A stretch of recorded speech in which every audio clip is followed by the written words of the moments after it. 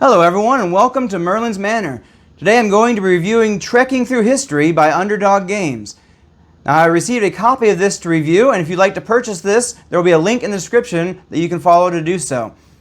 Now this is the third game in a series of trekking games by Underdog Games, the first being Trekking the National Parks, which I haven't played yet. Then there's Trekking the World, which we enjoyed, and now we have Trekking Through History. So stick with me and see whether I enjoyed this game or not. Now what you're going to do is you are on your turn going to take one of 6 cards that are in front of you, and one might be this card right here. You're going to advance your pocket watch by the number right there, which is 4, or you can spend time crystals to decrease that to a minimum of 1.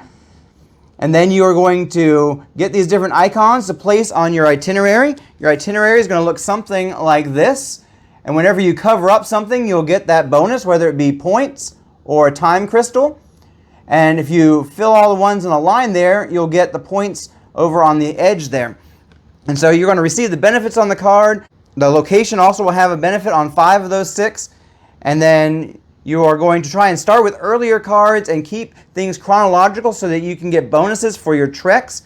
There are special ancestor cards that you can pick up that will keep your time in the same time frame so that you can kind of continue your trek even longer. But those cards don't get you as much as far as tokens go. You only get that 1 wild token. And this game is played over 3 rounds. Your treks continue between the rounds. But whenever you go ahead and have to start over from an earlier time period, you're going to start a new trek. You're going to score points for your itineraries. You're going to have 3 itineraries. And you're going to score points for being punctual each round. And so you'll get 3 points if you land exactly on the 12 o'clock hour.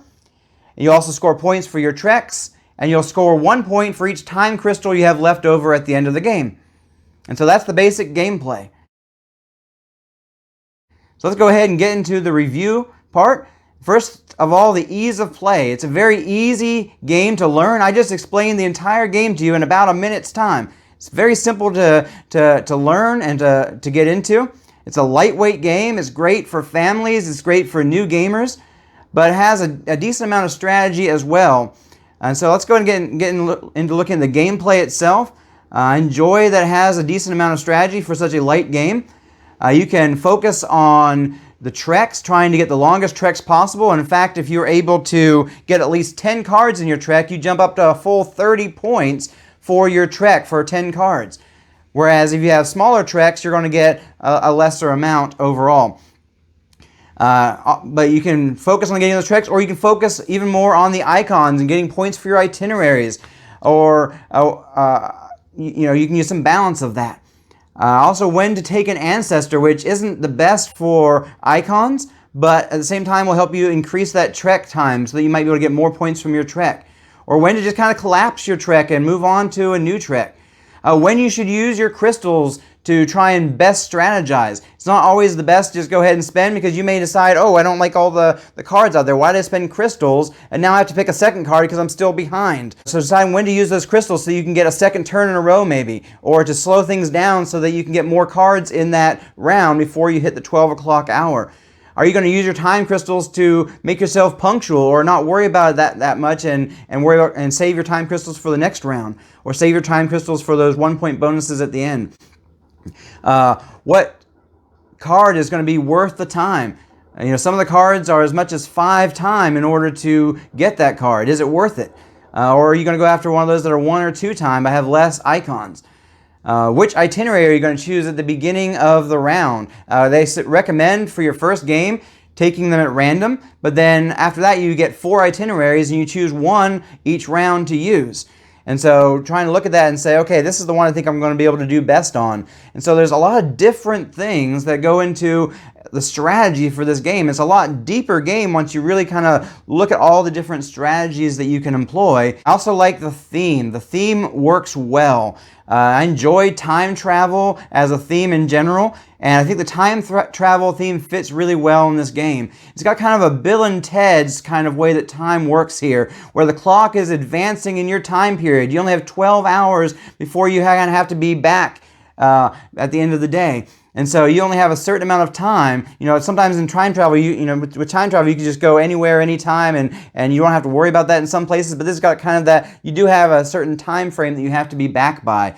And so you have 12 hours to get everything done each day, and you have 3 days that you're going to be taking trips through history. And visiting ancestors is basically like you took a little layover in that time period, and you spent 3 hours going and visiting one of your ancestors, but you stay in that time frame. This game also provides great educational value.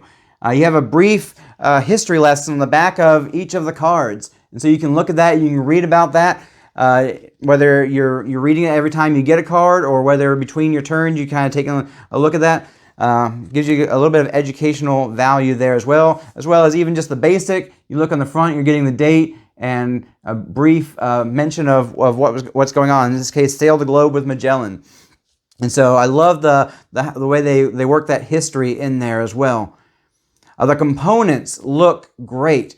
It's good quality. The cards are the same good quality cards that they used in Trekking the World. These shuffle great. They're going to hold up great. They have a great feel to them.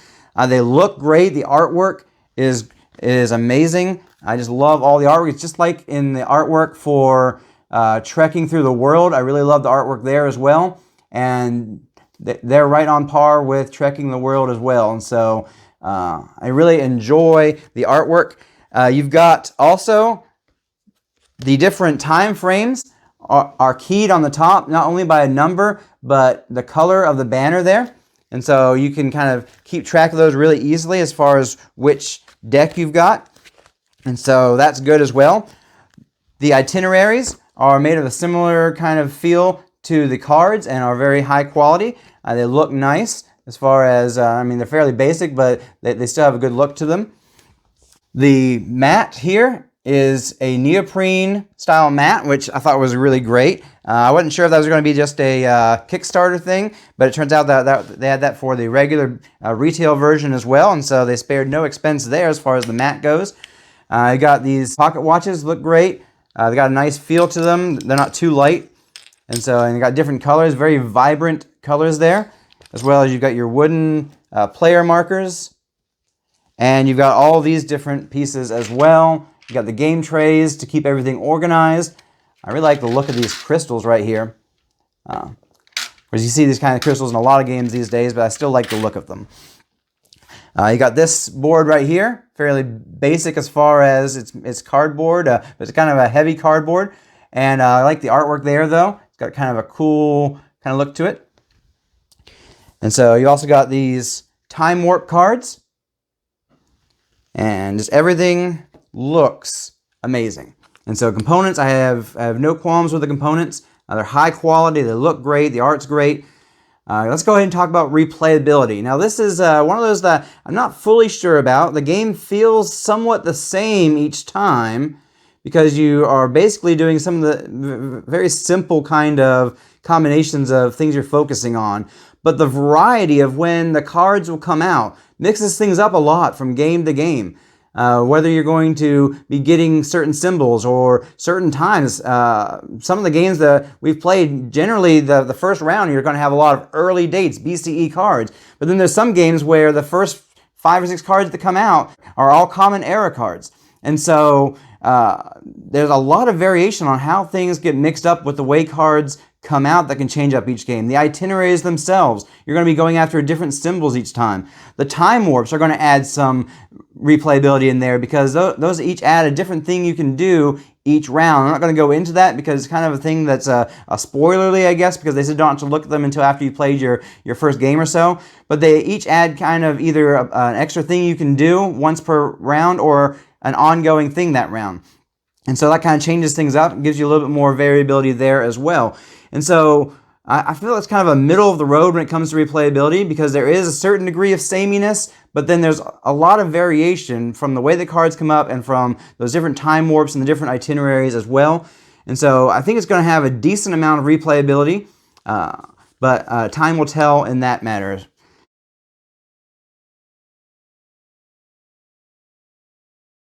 Next thing I want to talk about is the solo mode briefly. In the solo mode, you're going to have one of these cards here for the Historian, which is basically an Automa-type player. And you're going to basically be adding to their itinerary all throughout the game. They don't change out itineraries throughout like you do. You'll clear off your board and get a new board each time, but they will keep adding on to this until the end of the game. And there's different difficulty levels. The one I was just showing you was medium, and then you got easy, and then you've got hard and extreme.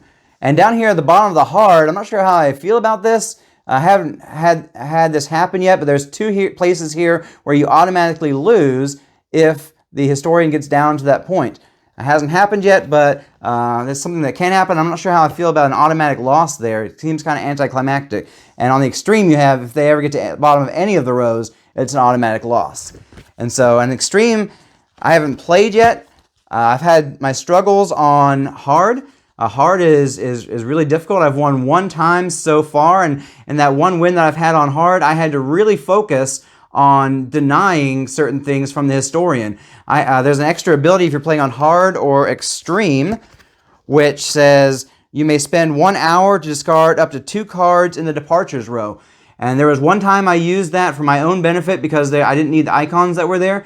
And there was one time where I used that just to block the Historian from getting 10 cards. There was only one card at the time that the Historian could take, and so I was like, I'm going to get rid of that card and hope that's going to be enough that something else won't come out that it'll be able to take, because it was at 9 cards and 10, it goes from 21 points to 30 points. So I denied it 9 points by doing that. But there's a lot more when you get into the hard mode of having to focus on denying the Historian things. Especially if you're seeing that they're going to get a lot of those icons that are going to lead to an automatic win. You might have to deny those icons to the Historian. Another thing that you might want to focus on, even in the medium level, is focusing on denying those ancestor cards, because there's only 3 ancestor cards for you and the Historian to share. And over the course of time on the medium and up levels, it's going to take all 3 of those. And it doesn't advance time-wise there, but it does get a wild symbol and it does get an extra card. And so you might want to focus on getting 1 or 2 of those for yourself, even though it might not be the ideal play for you, just to try and keep the Historian from getting more of those that gives that free wild as well as a free card to help it get higher tricks there. And so there's a lot, especially when you get into the hard, of having to not just focus on your own thing, which all these types of games I like to kind of focus more on what I'm doing. Even in the multiplayer, for better or worse, I don't tend to look at what others are doing and try and deny or block them. I'm more focused on trying to accomplish the things I want to accomplish. But here in the solo mode, especially on the hard, and it would be extreme difficulty, which I'm not sure I'm ever going to want to play, because as hard is, and I've looked at how almost everything gives a benefit to the Historian on extreme mode, I'm not sure it's even possible to win, especially as hard has been. Medium seems to be kind of a sweet spot for mostly just being able to barely pull out the win by 10 points or less. Some of those games have been a lot closer than that. And so I'd highly recommend medium and hard difficulty as far as the most balance for being able to try and win or not. If you want kind of a game that you're going to be able to more often win than not, probably medium. If you wanted to ramp that up to the point where you lose more often than you win, I would say the hard works well for that.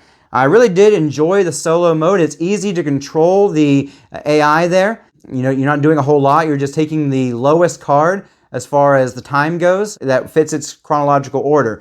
And so if it has a card that's like 500 CE, you're going to look for a card that's closest to 500 that goes just past 500. And so maybe there's one out there for 600 CE that you can put in there. And so that's what you're going to do. You're just going to take that and give it the benefit, and then you move on to your turn. Not a whole lot to do. The AI is also predictable. You can kind of look to see what cards it's going to take. And so you can kind of plan around there.